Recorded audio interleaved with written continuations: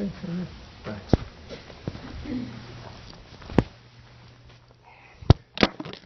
Hi, my name's Ron Berry. I'm the Security Compliance Manager for the district. It's my third year here. Had 35 years of law enforcement before becoming to the school district here and working with the educators, so it's still an adjustment. Probably in another 30 years I'll get it down. Tonight I'm going to discuss some security topics that we're currently going through in the district and some of our goals for the upcoming year. Does this date mean anything to anybody? Friday, October 12th, 2018? Hopefully not. And that's a good thing, because that's what was happening in our district on Friday that day. That's Central School, that's Mount Bethel Road. That caused an evacuation of Central School. It was a fast developing chain of events. While that was going on out in the street, and as you could see, no police, no fire are there, although there is a parent who's going to their car, seems unfazed. This is what's going on in the school. So we have the driver standing outside his burning vehicle there, and an evacuation was called, and everybody got their game face on. The drilling that we've done before took effect. If you notice that our staff was well identified. They had their vests on. They're carrying their go bags to go with them. You can even see here that these students here at the end of the line comforting each other. Some of the students were a little uneasy because this was an unplanned event, so this was something sudden. Everybody went up to Central Park West, which is that big parking lot, and then from there they went to Camp Harmony. That was our walking evacuation point, and then from there, other arrangements were made. The scene was declared safe, the truck was towed away, and everybody was back in the school by 11 o'clock. Also during that time, text messages and school messenger messages went out to the parents, along with the fact that I believe the PTO president was also at the school at that time. So therefore there was no miscommunications with the parents about what was going on. They got prior notice of what was going on, and everything went fairly smoothly. We've debriefed on this with the central school staff, and everybody learns from every experience, and they've picked up some things that they'll do differently, but generally for an unplanned event, everything went well. Safe Havens International is a private consultant. They've done work here in the district in the past. In 2014, they did a safety and security review of the entire district and made recommendations. They were invited back, and they did a reevaluation of our district this spring and early summer, and their report was released recently. Although I can't tell you too much about what the report says, because it deals with security and security measures and so forth. This is one of the paragraphs that was in the report. As they do these evaluations throughout the entire country, all 50 states, they did give us some kudos here in the fact of, if you read through it, it says that the Warren Township School District during the last 4 years has addressed more than 80% of the opportunities for improvement identified in our previous assessment, while still maintaining the positive practices and procedures already in place. So although there's always work to do, although there's always training and learning and adapting and overcoming the latest trends, this does show that we do take security and safety seriously, and that we've been really on top of this. This is one of the things that we're working on currently in the district. I call it visual accountability. Basically, the state of New Jersey and the DOE, one of their topics now is always building security, whether school's in session, bell to bell, or outside of session. We're still dealing with a lot of bell to bell issues, but one of the ones is when visitors come to our school. When visitors come to our school, when substitutes come to our school, when outside vendors, contractors, whoever come to our school, they need to be visually accounted for by our school staff. If somebody's walking down the hall, they should automatically be able to be identified as, hey, they have the red lanyard on, they have a badge on, that means they're a visitor. If the person has a black lanyard on, that means that they're a substitute teacher. If they have a blue lanyard on, that's a regular employee of the district. Those little swim-type wristbands, that's part of a project that we're working on right now. That's to identify people who come to our schools during large events. So like at Halloween, when we had the Halloween parades just this past last week, we ran a pilot project at ALT school. So instead of just opening up our schools, letting all the kids out, and letting whoever's in the neighborhood just wander onto school property, everyone was checked in at ALT school, everybody received their wristband, and therefore everybody was associated, they had pre-registered, everybody was associated with a student, and they were pre-screened before they came to the event. So nobody could just wander in off the street. There are sex offenders that live in the area. There are sex offenders that traverse our area. There are also people who have, ulterior motives. So it's always good to be able to identify who is at an event and whether they belong there at that event or not, so that they can be challenged. That's ALT school. As you can see, instead of just the entire property being opened up as usual, this time it was controlled entry. Those 3 lanes right there were for designated for different grades, K1, 2, 3. The parents came through the lot, they checked in through the lines, and they went on their way. If there was an issue where they hadn't pre-registered, but they were a school member, they would come over and we could check them at this table here if they were already in our system as a parent or as a guardian. If they had never been to the school and just wandered up and they said that they were somehow related to a student or whatever, we'd run them through our regular visitor check in the office. They'd come back out and then they'd join everybody else. The system went well.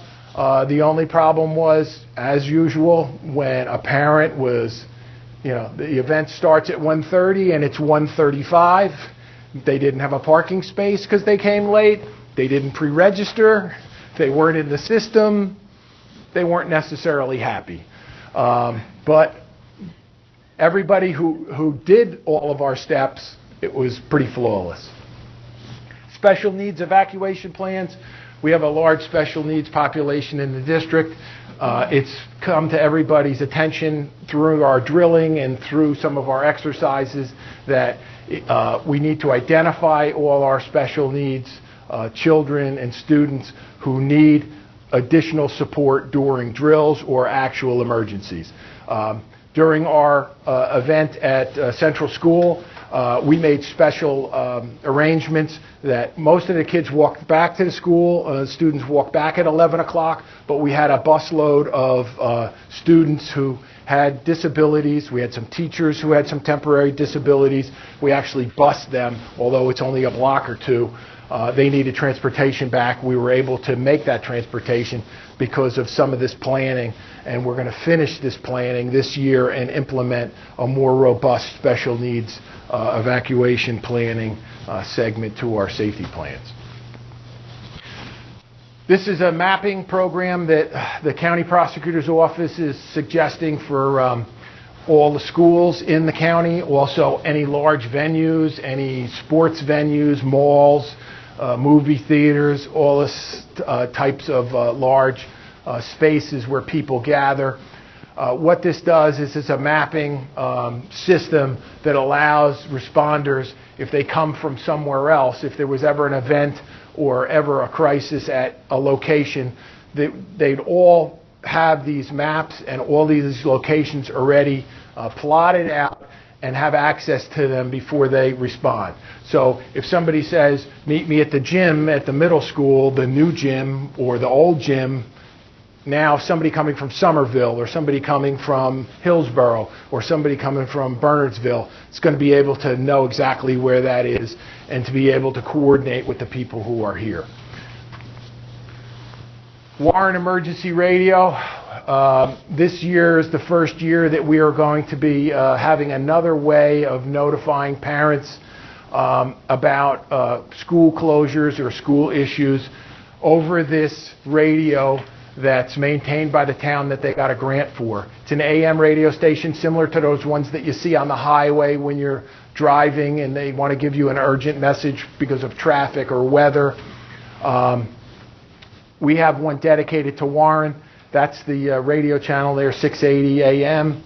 And you'd be able to use that if your cell phone was down, your regular phone was down, you had no power, you could go out to your car and listen to the radio. This became an issue during Sandy. A lot of shore towns had no communications whatsoever, and they were small towns, so they didn't get any TV or radio coverage from the large metropolitan areas. They had no way to communicate with their own little 1 or 2 square mile towns. And what they ended up doing was putting up signs or billboards out in front of a school or out in front of a firehouse because they had no way of getting messages out to their residents of their town. Union Beach was one of those towns that had that, and they just would put signs out saying when there was going to be a meeting about school, when schools were going to reopen, what school they were going to use, who was going to be bused where. So this was one of the planning things that the town got ahead of the curve on a little bit here, and now we're able to put our school closing messages into that. Threat assessment teams. Threat assessment teams have been around in schools since the early 2000s, right after Columbine. The Secret Service came out with some guidance documents back then. They just came out with a new guidance document after Stoneman Douglas. They came out with this one in July of 2018. What it is a multidisciplinary team of school leaders, psychologists, faculty members, school resource officers, and what it is to keep the students safe and to decide the proper treatment and the proper ways to handle threats inside your school population and to weigh those threats and to figure out how to mitigate them. Stop It. Stop It was rolled out about a month ago in our schools. It's another program that's encouraged by the prosecutor's office. The prosecutor's office has used it for a number of years for crime tips. We are starting to use it in schools. North Plainfield has it. We have it. Hillsborough has it. We are some of the schools that have gotten off to an earlier start. Other schools are catching up in the county. So far, we've had about probably 24 or so of these reports. And it comes in, and I'll show you a little video about what Stop It is. It's difficult, and it's not always easy to speak up when something's wrong or dangerous in your life or someone else's. Stop It empowers you to help yourself and to help others. Stop It gives you a voice to do what's right, to deter troublesome behaviors like bullying, cyberbullying, and hazing, helping to make your school environment a safer and happier place to learn and grow. What is Stop It? Stop It is a simple, fast, and powerful act giving you the power to make a difference today. You can report anything. You can report issues like bullying, hazing, violence, and inappropriate behavior on and offline. Virtually anything. Doing the right thing is as simple as one click on your phone, sending your report in real time to people that care and are ready to help. Make no mistake, Stop It is 100% anonymous. Period. End of story. How does it work? Once downloaded, open the app and enter the access code provided by your school. Now, go make a difference. If you experience or are witness to something you would like to report, simply open the app. Tap the report button where you can send a message, photo, screenshot, or video evidence to the people that can help. Hit send and feel great. Next, the people that can help will receive your alert. When necessary, someone can reach out to you with Stop It Messenger, 100% anonymous two-way chat. In some cases, you may want to reach out for help when times are tough. When you need someone to listen and to help, you can use Stop It Messenger. Let's start making a difference. Download the Stop It app. It's free.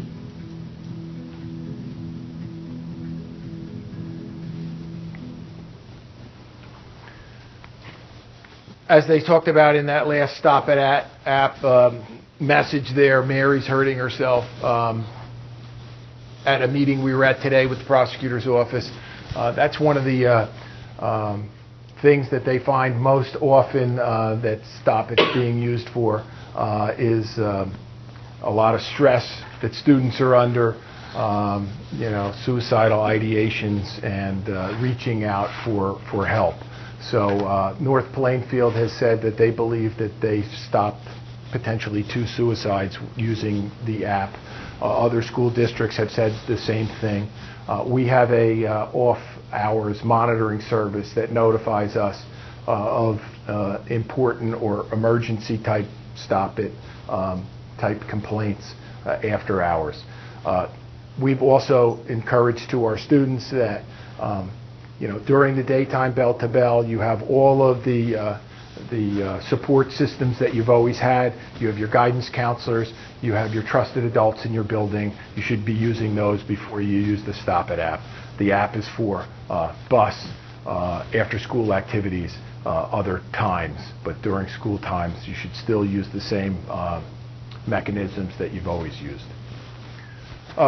One of the things that our staff and faculty has always brought to our attention is that they would like more safety and security training, but time is always an issue. There's always all kinds of other competing interests,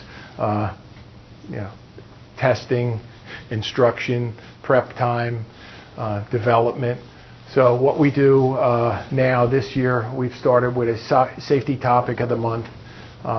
Every month there's a 5 to 10 minute little block of a topic to discuss at a faculty meeting or at a janitorial meeting or any kind of meeting that's held in our schools. In September it was the window of life. In October it was our rollout of Stop It. In November we're talking about unannounced visitors, and we show a video of a visitor from San Bernardino who was a boyfriend or an ex-husband who came to the school, was invited in as a visitor, and then went and murdered his ex and some students in that school.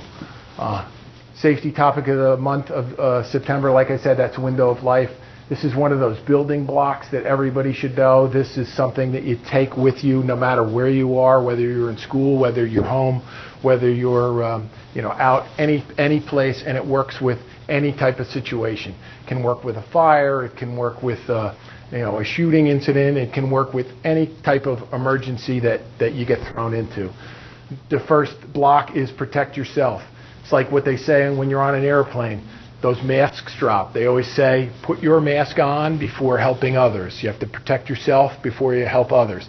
What they always tell people in the police academy and the fire academy, you have to get to where you're going to be any use to anybody. You have to protect yourself by not driving 100 miles an hour, because if you crash getting there, you're not helping anybody. So it's always protect yourself first, protect others. Hey, if all of a sudden something catches fire over here, this box starts smoking, maybe you people don't know it, I'm going to tell you, hey, look, something's going on over here. Something's on fire, something's smoking.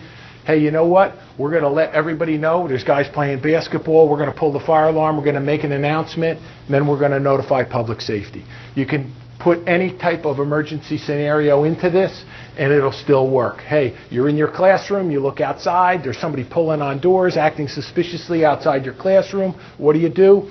Tell the people next door, you tell your students, keep an eye on them. I'm going to make an announcement. We're going to go do a lockout. We'll close all the doors and we'll notify the police, and we'll find out what that person's doing outside of our school. School traffic, a topic that always comes up, has a lot to do with parental attitudes towards things and how they drive and how important their lives are as relations to everything else. This is a topic where we talked about last year and we've talked about in prior years. School traffic and safety coming to school in non-bus transportation. It's one of the most dangerous areas for students.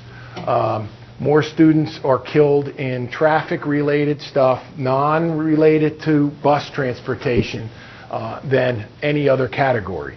So we're always trying to reinforce traffic behavior through letters that go home to the school. We have to reinforce things now with more cones, more signs, more barricades. And then also we have staff now. We have staff here at the middle school who's on stipend out there directing traffic, directing students to stay out of traffic lanes and to try to make dismissals and arrivals safer for our students. We have a big uptick in one school in pickups, and it's kind of exacerbating some things. We try to encourage people to take the bus because it is the safer mode of transportation. Standard reunification method. Reunifications, we've had them here. We had one in Woodland School about 3 years ago when they had a small fire and some power issues there. Reunification is something that takes a long time to get the system down and to get all your people trained, but without having a method for reunifying your students, meaning dismissing them at an alternate site or dismissing them off hours or somehow accounting for everyone in an emergency, it's an issue. So this is one of our projects that we're working on. We have some spots picked out. We have some teams picked out, and we're going to be working on setting up processes for reunification. Reunification has a lot to do with matching up the students and their parents, but it also has to do with recovery and healing, because if we're doing this reunification type of process, something has happened. We're out of our normal everyday routine. So therefore, there's a lot of aspects that come into this. There's mental health support that comes into this. We may be needing police, fire, EMS support. And so this is a large training topic that's going on this year that we're going to try to get nailed down. And that's it for my presentation.